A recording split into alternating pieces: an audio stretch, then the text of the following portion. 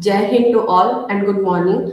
On behalf of Organizing Committee of International E-Workshop Recent Advances in Aquaculture and Fisheries Science and Research and Development Cell, Swami Vivekanand, Subharti University, Meerut, I, Dr. Nisha Rana, Assistant Professor Zoology, warmly welcome our Chief Patron, Professor Dr. Atul Krishna Sir, patrons of the webinar, Honorable Vice Chancellor Sir, Major General Professor G.K. Thapaliar, respected CEO Ma'am, Professor Dr. Shalya Raj, Pro VC Sir, Dean Academics and Director Research, Professor APJ Abdul Kalam. Oh, sorry, Professor AP Garg, all deans, principal, HOI, HOD, scientists, participants, faculty members, research scholars, aquaculturists, and students. I also welcome our speaker, Dr. Neeraj Pathak, in charge head Department of Fish Processing Technology and Fish Engineering, TNU, West Bengal. Before inviting, I would like to introduce Sir.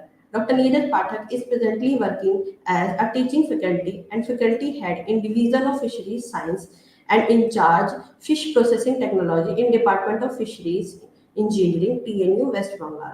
He is also serving as academic coordinator of the division. He received his doctorate in subject Fish Quality Assurance and Management from Department of Fish Quality Assurance and Management from Tamil Nadu Dr. J. Jayalalitha Fisheries University, Tamil Nadu, India. He has recently awarded Young Fisheries Scientist Award during International Conference SCALFE 2023, held at HP University, Himachal Pradesh. He also received Young Scientist Award in 2019 during 3rd International Conference GIA-SE 2019 in Nepal. His area of research include fish processing technology, seafood thermal processing, and emerging fish quality and safety. He has published a number of books, manuals on regional research articles, national and international publishers. Now, I would like to invite Dr. Neeraj Pathak to deliver his talk. Thank you, ma'am. This wonderful introduction. Thank you very much. I, Dr. Neeraj Pathak.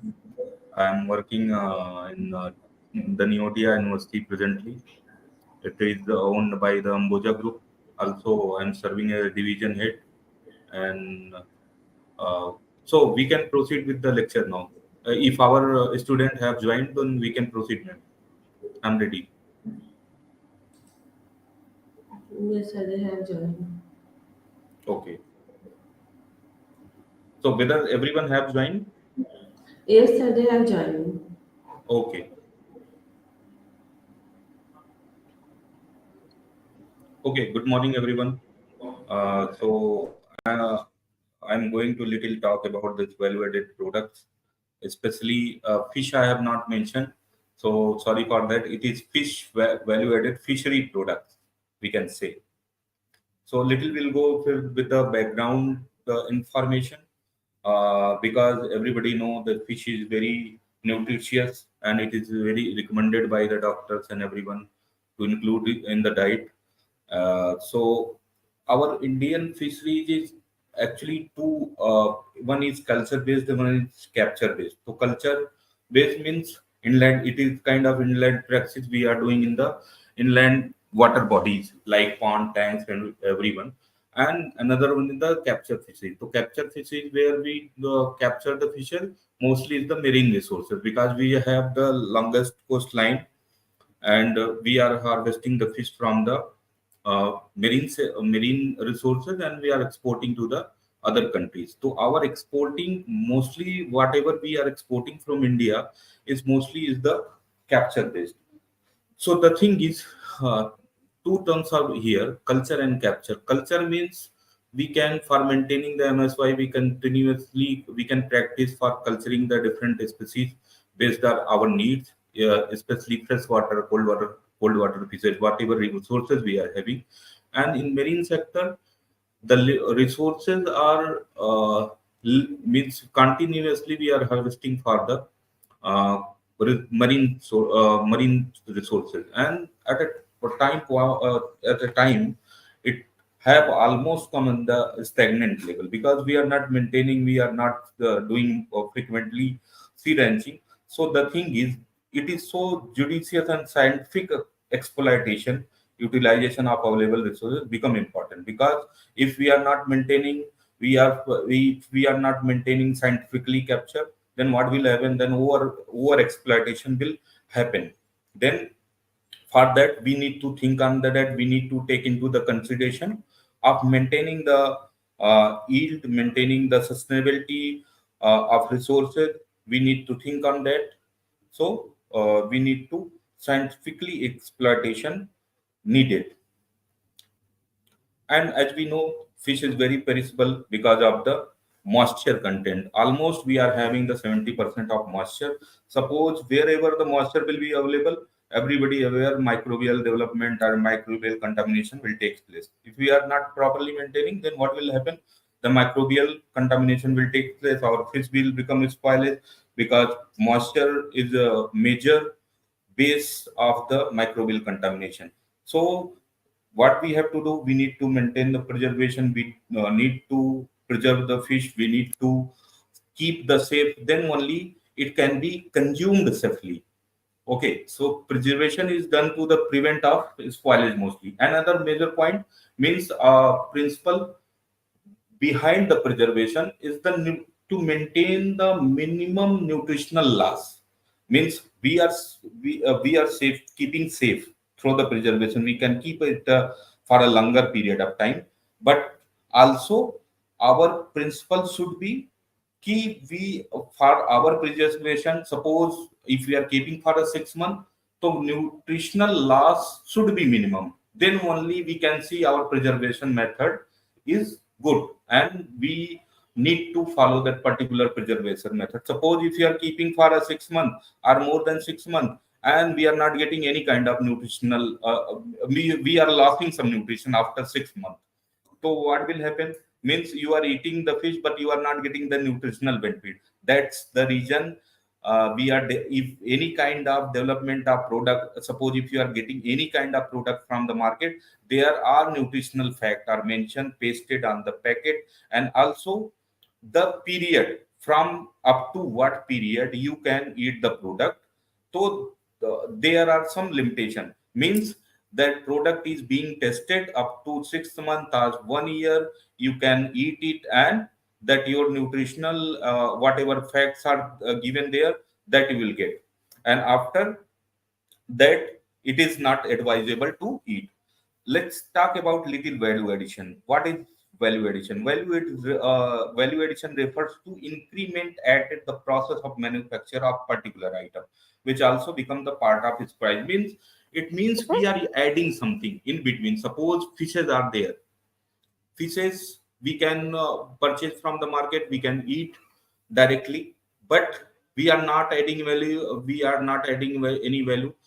But if we are adding, if we are preparing any kind of product and we are adding some value while the time of production, what it will create the increase the price, and the customer and whoever the product producer, they will get the better return in terms of revenue. They will generate extra revenue because they are not selling the normal fish, because they are not selling the normal, they are selling something extra with adding the value.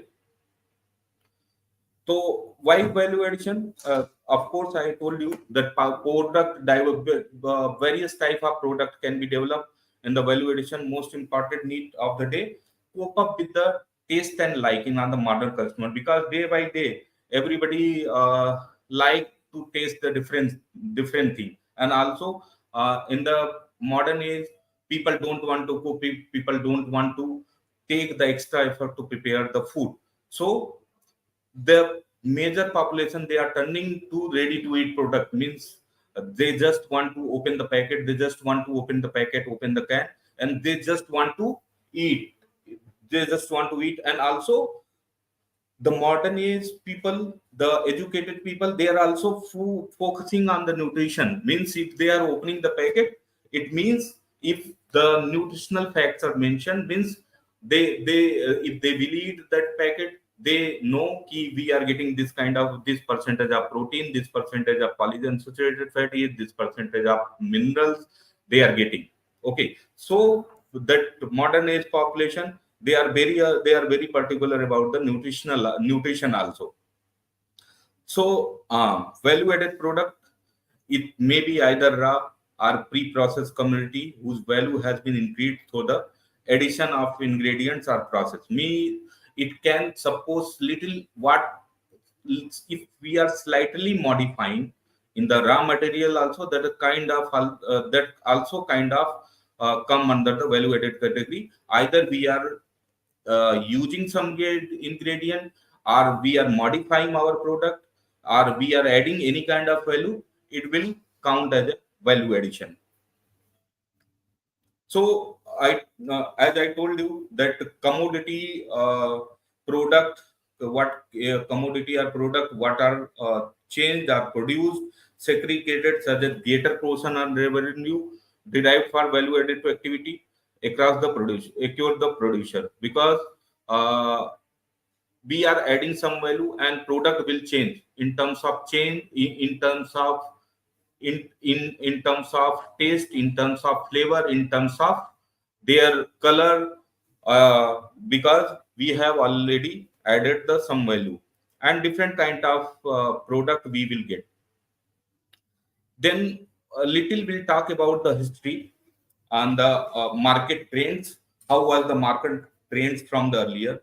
In 1960, only dried fish and shrimp exported from the neighboring country. Why? Because that is the drying process is the traditional method. Because we don't want to need any kind. If you want to dry, we have natural resources, our sunlight as a terms of energy. We can use. We can keep anything on the sunlight, and it will dry. So earlier nothing, no equipment was there, nothing was there, no machinery was there. So people used to dry the fish, and later on they use it. In 1953, frozen freezing came into existence. Means people tried to freeze the fish or fishery product, but in negligible quantity, not the sufficient quantity that can be exported. In 1961, frozen items overtake the dried product. 1961, uh, overtake the dried product, and for your kind information, till now also frozen items are dominant, because for we India, still we are exporting major percentage of frozen product from India. Then during 1718, export of marine product reached up to the 45,000 crore as a revenue. Exports aggregated 9 lakh 28,000 to 15 tons. Then frozen shrimp continue to be the major value of, as I told you, frozen condition only. It is around the 51.35%. Then frozen fish accounted 37.05%. Then frozen cuttlefish also recorded a growth of 15.78%. Then chilled item have shown a positive growth in quantity of 26.27%. Then we have major export market. Actually, Southeast Asia stands for the largest buyer for the Indian marine product, and with a share of 23.11 or 23.12%, while European Union stands second largest market with a share of 22.14%, followed by USA 21.29%, then followed by Japan 10.61%, China 7.67%, Middle East 5.96%, and other countries by the 9.22%. Then Indian frozen item, actually, what we do, what in being our India, what we do, we only mostly we are sending exporting the frozen item, as I told you earlier, mostly, and that frozen item again reprocessed by the importing countries, like I mentioned, that Southeast Asian countries and European Union, USA, Japan, they are importing only our product in terms of mostly frozen quantity, not in terms of some, definitely we are exporting the value added product also, like some surmi based product, some pasteurized based product, but not in huge quantity, but in small quantity. Mostly we are sending in the frozen condition, and what they are doing, they are reprocessing it, and they are sending to another. Then again they are exporting to different country.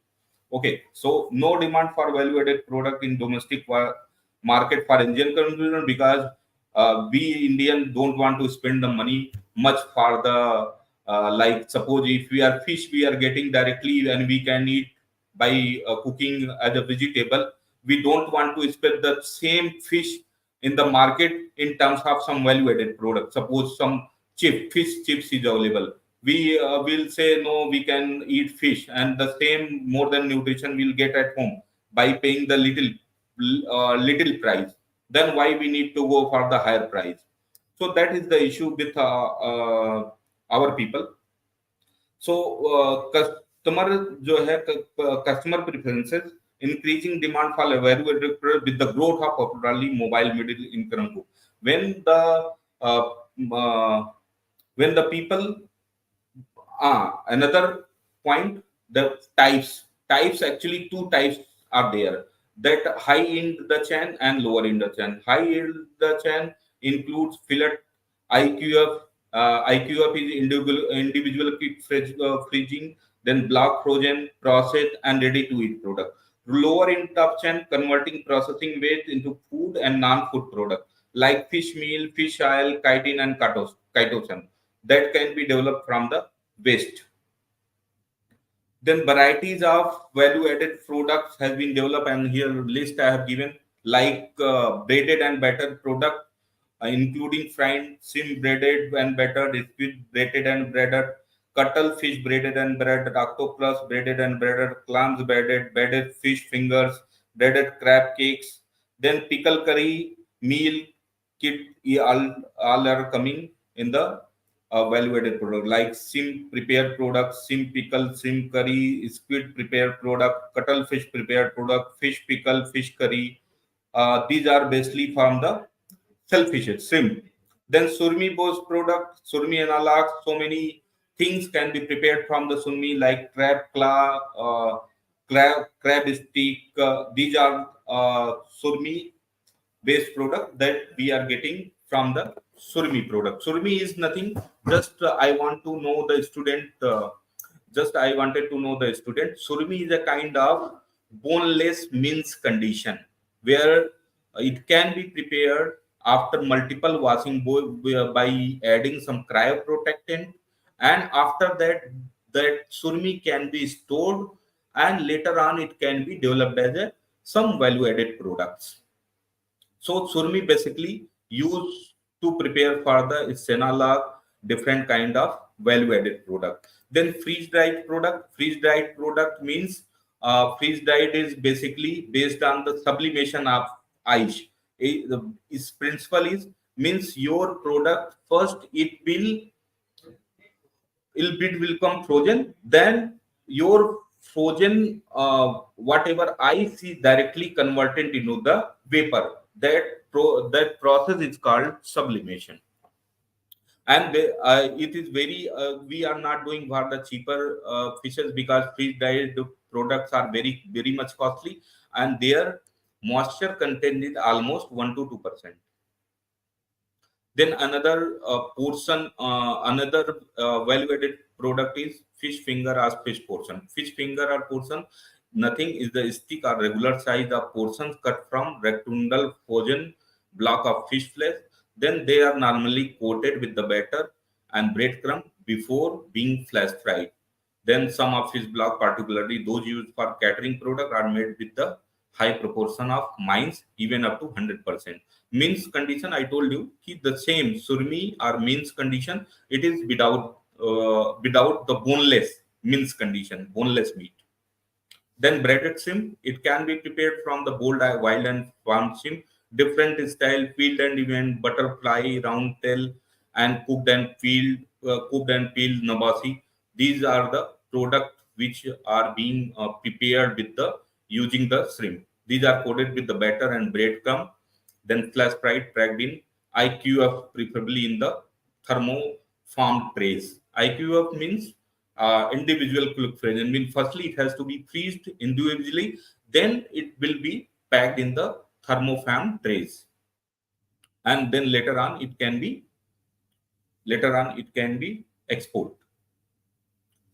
Then coated squid ring. This is a ring prepared with the squid. Clean and squid tube are cut into the form of rings.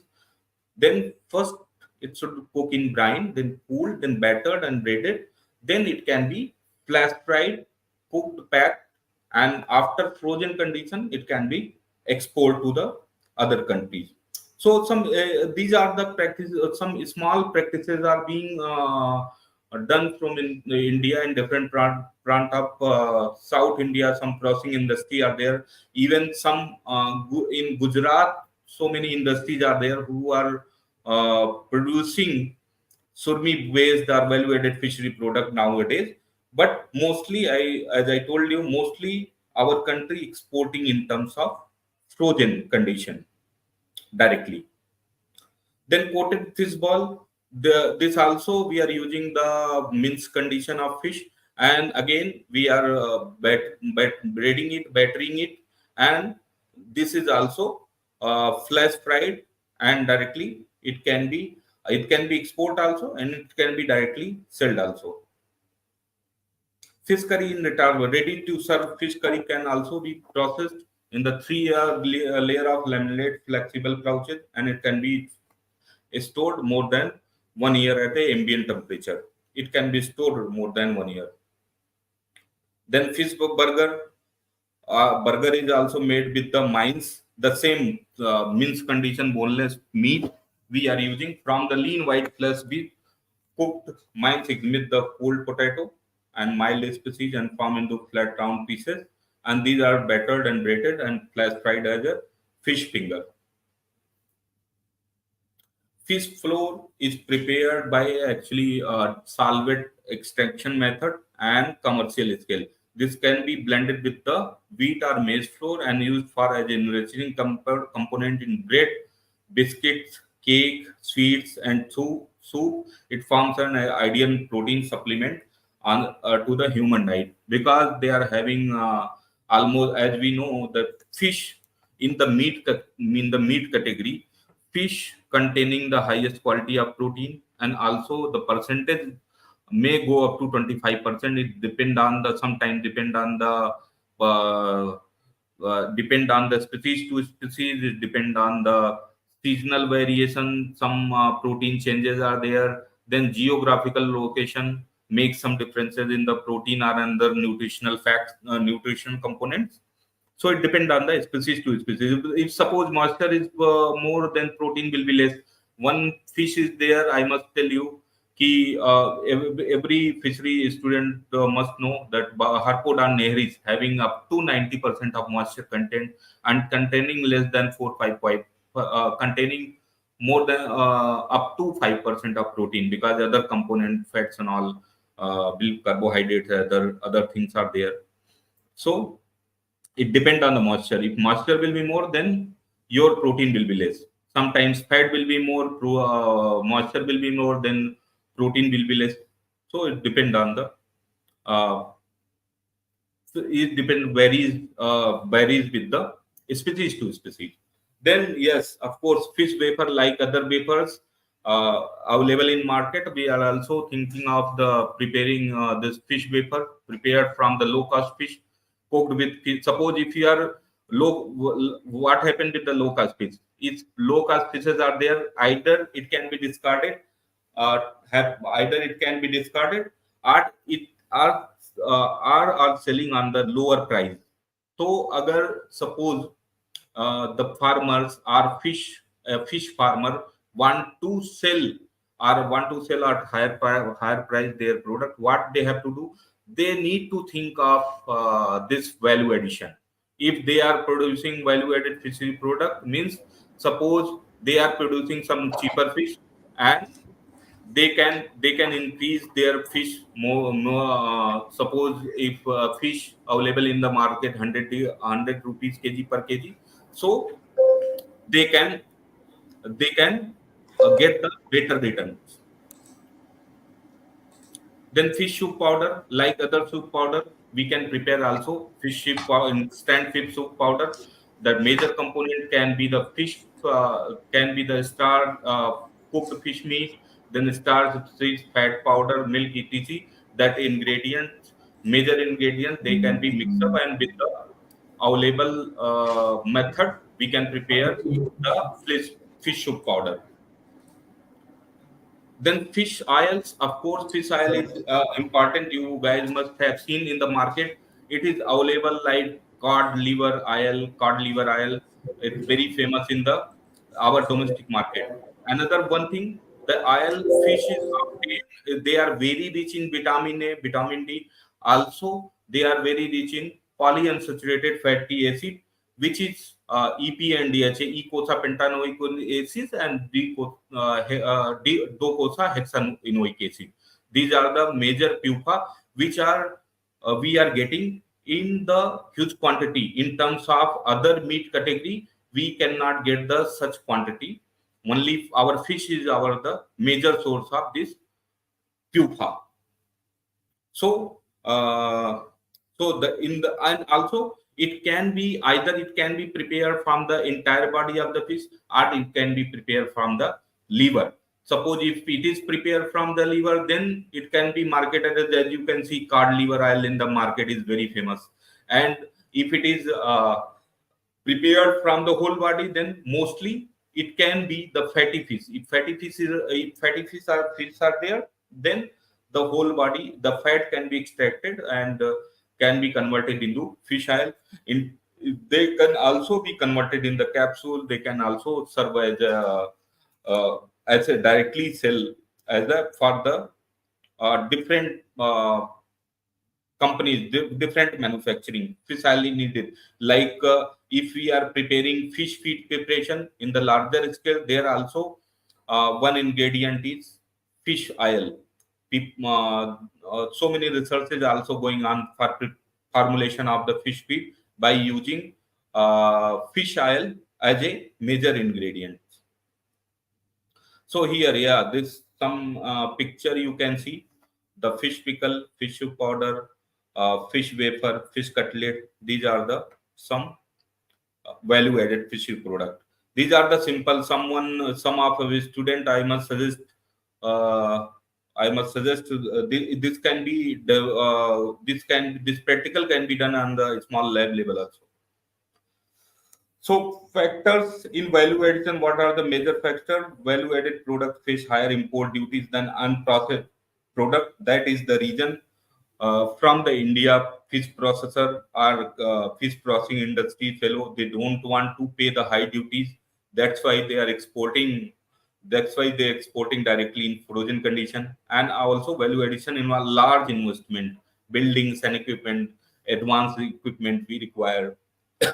And also for that a specific requirement of building is needed, and also required large economics resources for marketing and promotion. Means we need to promote the product, then only people will purchase. Otherwise, suppose we have prepared some kind of product, who will purchase?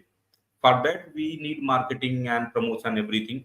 If for that some economics or money needed, so they don't want to do. They directly they are exporting in frozen condition, either in fillet or by slightly modification. That constants raw material shortage, less than 20% of the installed capacity of the processing industry is being utilized. Of course, quality assurance in terms of quality and safety, we need to think about the quality assurance, because when we will export the quality of product, then only people will purchase. Then developing countries, about only 50% of global fixed export, mainly raw product, limited quantity of processed product. And I told you, mostly it is exporting in terms of raw product only. Raw product means they are freezing in frozen condition are being exported. Then this raw product are processed in industrialized country. So exporting country are not extracting full benefit, because uh, if suppose we can get the better return, but we are not getting the better return on the lower price we are exporting, and uh, uh, we are not getting the better return despite the technology, many project availability, developer product collapse.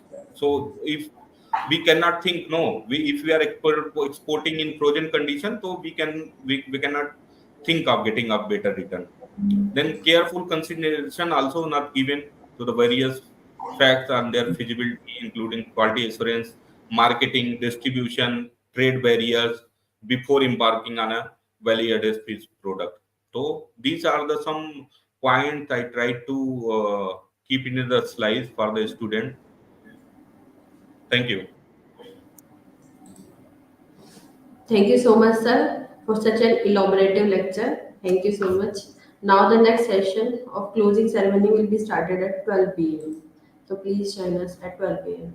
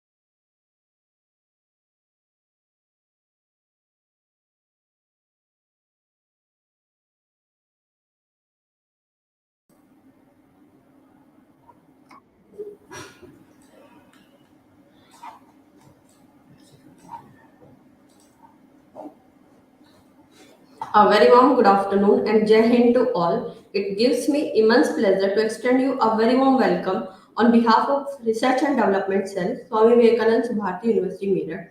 On behalf of Organizing Committee of International E-Workshop Recent Advances in Aquaculture and Fisheries Sciences, I, Dr. Nisha Rana, Assistant Professor Zoology, Swami Vivekanand Subharti University, welcome. Chief Patron, Dr. Atul Krishna Sir, Patrons of the webinar, Honorable Vice Chancellor, Professor Major General K. Thapaliar, Honorable CEO Ma'am, Professor Dr. Chalya Raj, Pro VC Sir, Dean Academics, Joint Director Research, all deans, principals, HOI, HODs, scientists, participants, faculty members, and students. I also welcome our chief guest, Professor H.S. Singh, Vice Chancellor, Maa Sakumbri University, Saharanpur. Professor Veena Batra Kushwaha, Professor, Department of Geology, DDU, Gorakhpur. Professor Deep Jha, Head Department of Aquaculture, Agriculture and Forestry University, Chitwan, Nepal, and all speakers. I warmly welcome you all. As you know, fisheries have been in spotlight as the fastest expanding food production system during the last 3 decades. The e-workshop was aimed to provide technical knowledge with necessary ability to manage, conserve, and develop the diverse fisheries resources in order to provide food security and for providing necessary knowledge of various aquaculture and fisheries production systems. Now, I would like to invite our Dean Academics, Professor Amar Prakash Gar, to say a few words. Dr. Nisha, thank you very much. It is my profound privilege, honor, and pleasure to be in the validity session of this 3-day international e-workshop on fisheries. I hope that you all have enjoyed the academically the program, which was very good, fantastic, informative, and scientific. And not only for the academicians, but even for the professionals, those who are working in the fisheries culture, and for the students. It has given a vast experience, vast exposure, vast awareness about the fisheries. Even many of the things have been added to my knowledge. And basically, you know that the fisheries or the fishes, they provide the polyunsaturated fatty acids. In the recent researches, they have proved that the high content of the polyunsaturated fatty acids, it provides a good microbial content to the gut. I do not know that how many of you know that when we feel thirst, how we feel thirst, why we feel thirst, or why we feel hunger. All these things, all these feelings, they come from the gut. And now the gut brain axis, it has told that the signals are sent from the gut to the brain, and the brain sends the signals to all the nerves through the nerve or the main nerves. So these type of the things you will surprised to know that the research what we are doing during the last 10 years, we have also been able to demonstrate that if your diet is having the more fiber and if your diet is having the more polyunsaturated acids, then you will get the higher population of the happy bacteria in your gut. Happy bacteria, I want to explain over here that a population of the bifidobacterium. And in the laboratory culture, we have also demonstrated that the population of the growth and development and population of the bifidobacteria, it increase when the polyunsaturated fatty acids are provided to them in the culture medium. So my particular observation and opinion is that the fisheries should be included in the regular diet of the common man. But now these fisheries, they are having the very serious problems also because of the disposal of the e-waste, plastic waste, and many of the non-biodegradable waste in the ocean. And due to today itself, I was reading one of the article that now the people they have demonstrated that the plastic and the microplastic molecules they have been detected from the fetus and the amount of the microplastic molecules which has been detected, it is from 6.5 microgram up to 700 microgram. And this is all because that this had entered into the food chain. So we need to purify the environment, we need to purify the fish, we need to purify and qualify and the quantify and increase and improve the quality of the fish by not disposing the non-biodegradable waste in the water. That is the one of the point which has been discussed in this conference in the as a validity session. The several papers from the national and international forum, they have been presented on the quality of the fish, culture of the fish, aquaculture or their nutrition quality that they can improve. So it is my pleasure to be here, and I also feel pleasure to welcome Professor H.S. Singh as the chief guest in this e-workshop in the of the 3-day e-workshop in Swami Vivekanand Subharti University. Let me introduce the chief guest, because many of you might not be knowing that he is a zoologist. But not only the zoologist, he is a wonderful administrator and the fantastic blend of the academics and the administration. He is good friend of mine since last more than 40 years when I joined CCS University, and we have been working together, and he is known for the academics and the upright administration. So I welcome Professor H.S. Singh also on this platform. Thank you very much. And I must congratulate that he has very successfully, nicely, and fantastically, he has conducted the first convocation of Ma Shakumbari Devi. Shakumbari. And I must also congratulate him on behalf of the entire academic fraternity that in the first year itself, he has been able to get a special grant of 20 crores for the development of the university. And I have been getting some of the feedback from my colleagues, from the research scholars, and from many of the people. They are saying that the Professor H.S. Singh is doing a wonderful administration, doing the upright things, and making the things very straightforward and academically. An academic environment has been created in a very short time. So, welcome, Professor H.S. Singh. It is our pleasure, and I would like that anytime in the future you will join us offline.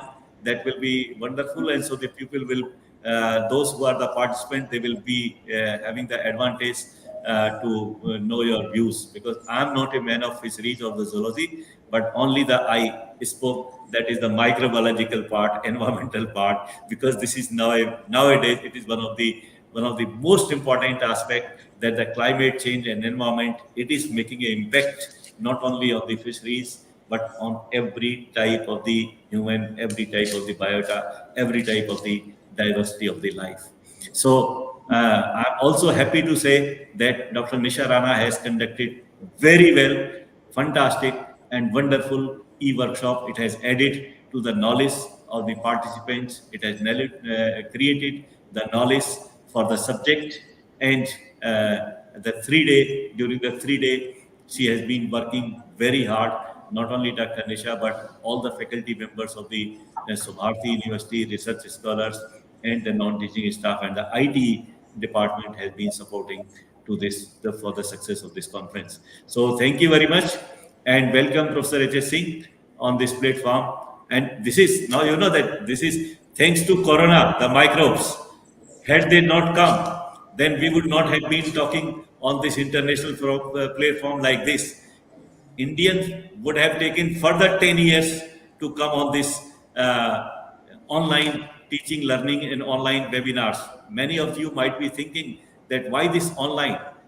Recently, a survey was conducted at the international level, and 74% of the scientists, they prefer to present their contributions and interactions, academic interactions on online. That is this online system, the webinars. It is providing a wonderful platform from anywhere, everywhere, anytime. So thank you very much, and best of luck for your future. Thank you, Nisha.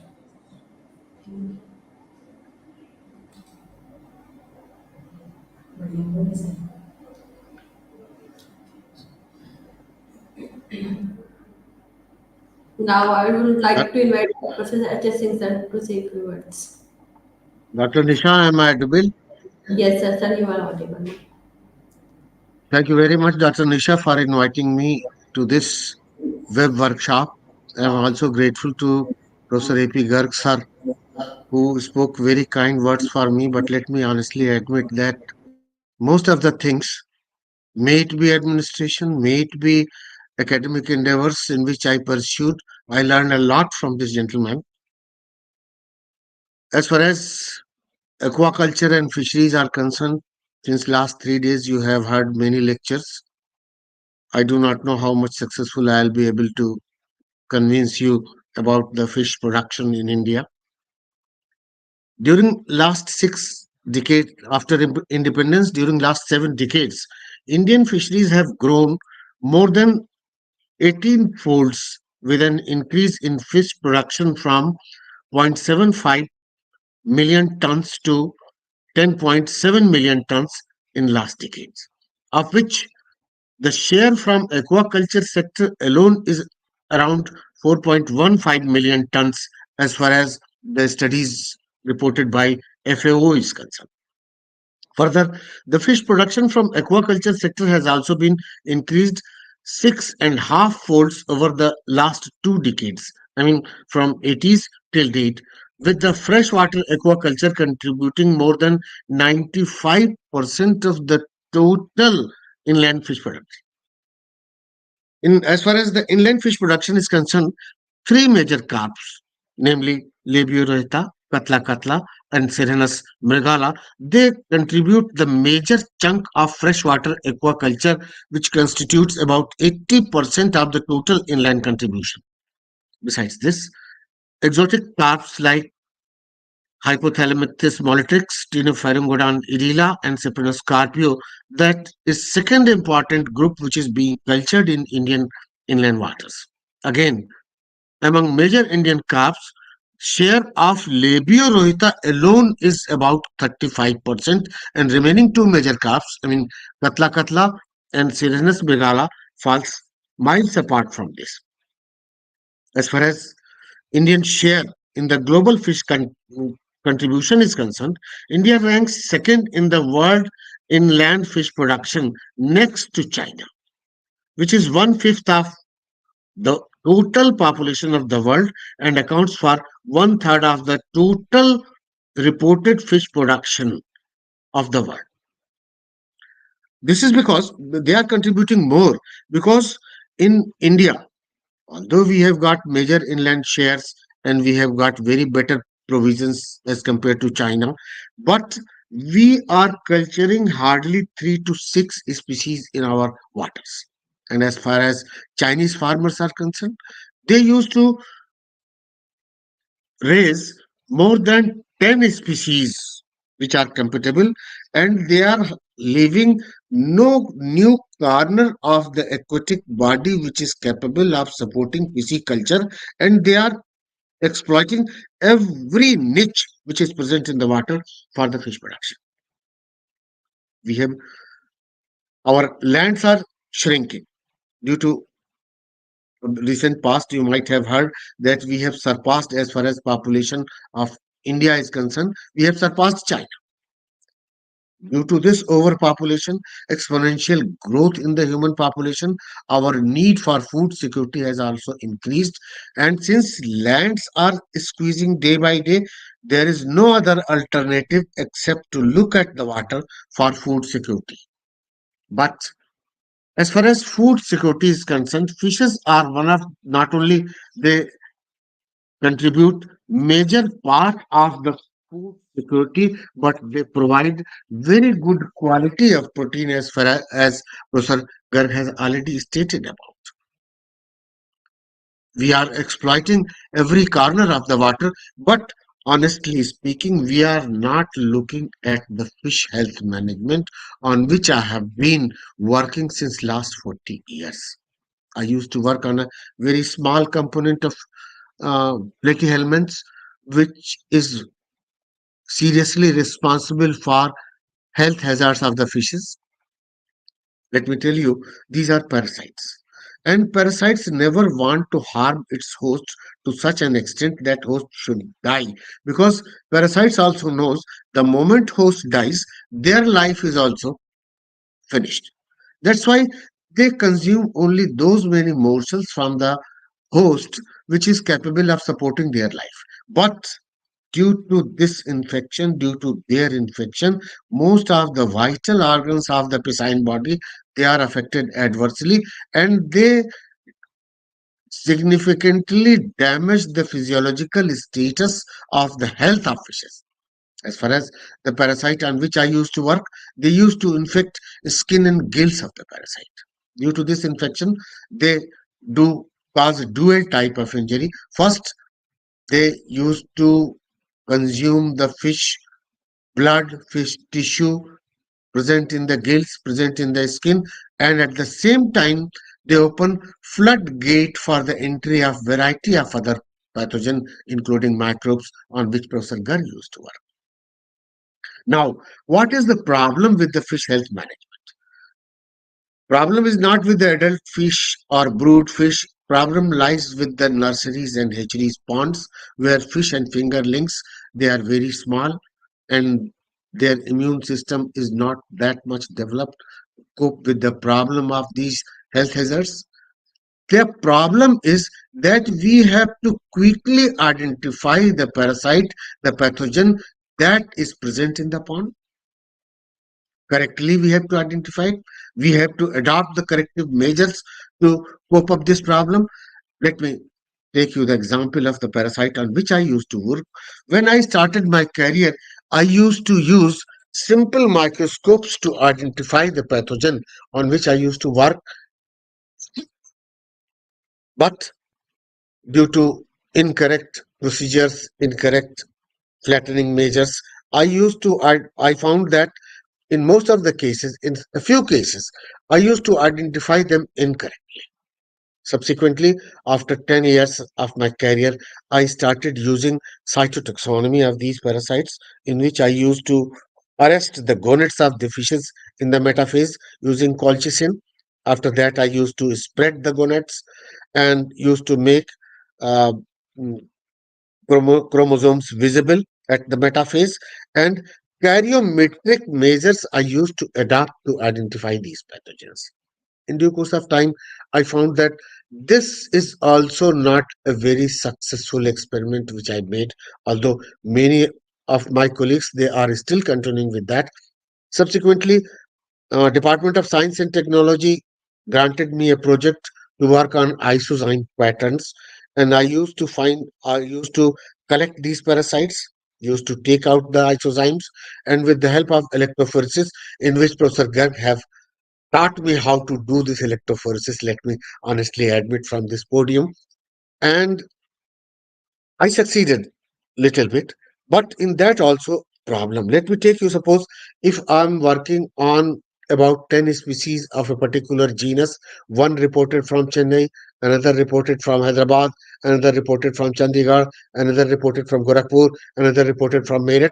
By the time I used to collect these parasites and I used to store in the freeze, and when I start making gymogen pattern, that protein, that enzyme used to suffer from freeze fracture, and I miserably failed. After that, I had to cut a very sorry figure among the scientific fraternity.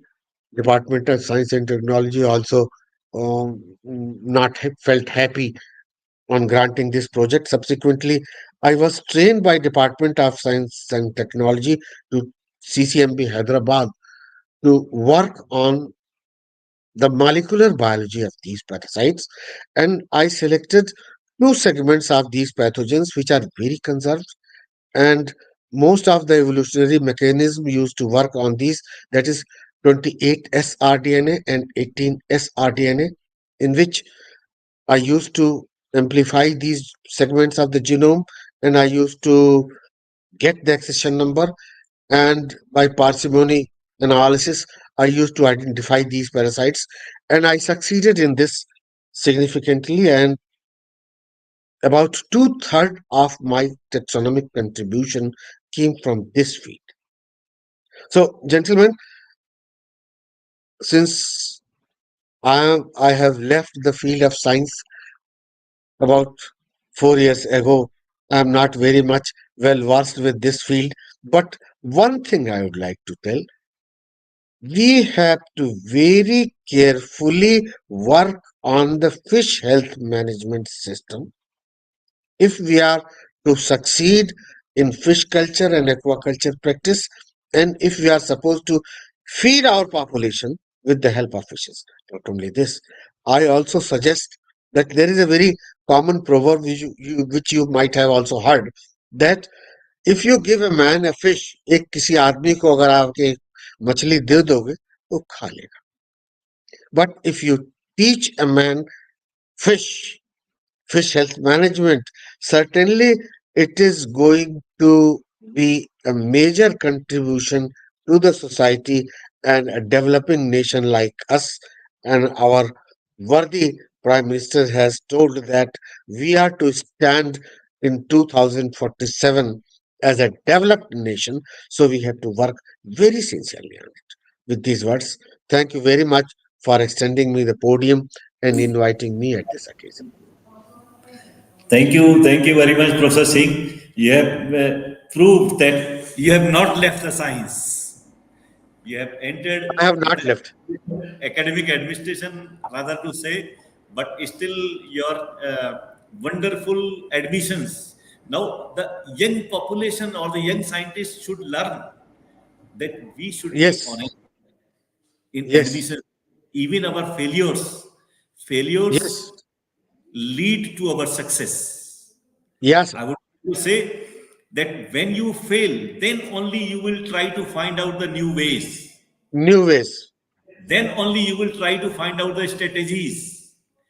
And that is the doors of the success. That opens the doors of the success.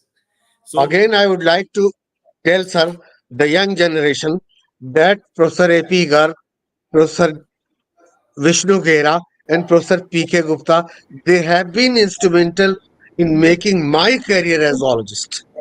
I no, have no. no hesitation to accept. It was your dedication because he was in zoology, I was in botany, and then later shifted to microbiology. So we were discussing in the evening. We were discussing. So Yes, discussions nowadays this is missing. I would like to tell the youngsters that the discussions with the other subjects. When you will discuss with the other subjects, then you will try to find out the new solutions.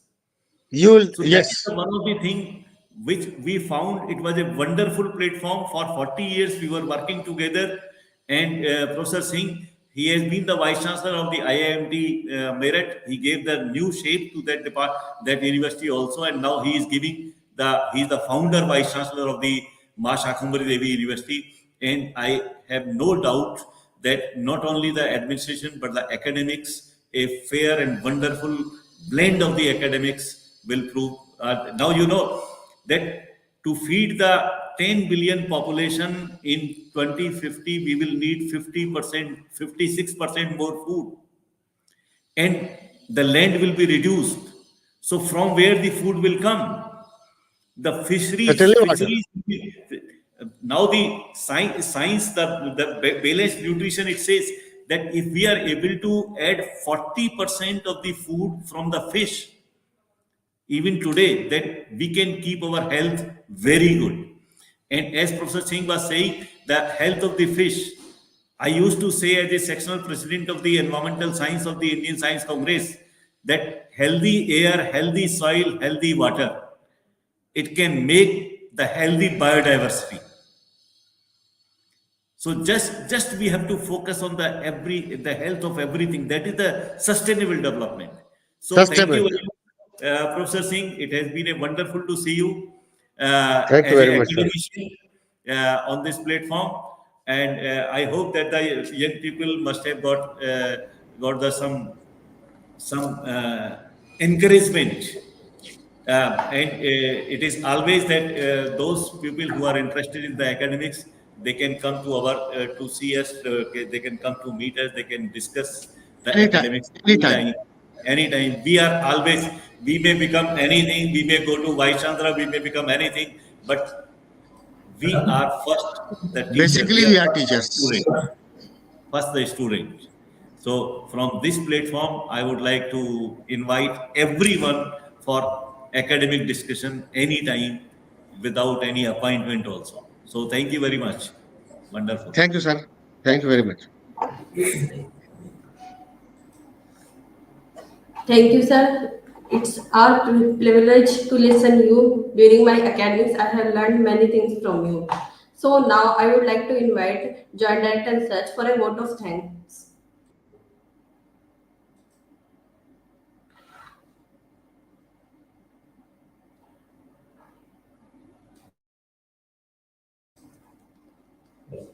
Sir, please unmute yourself.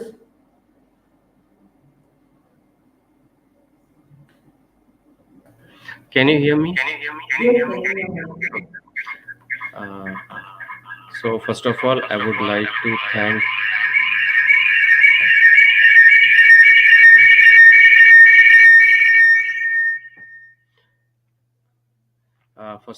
I would like to thank honorable founders of the university, uh, honorable speakers, honorable vice chancellor, dean academics, honorable CEO, uh, our faculty members who have been working to organize this event, and students, the participant, and especially Dr. Nisha, who has been working very hard for organizing this event, and it has been very uh, informative event.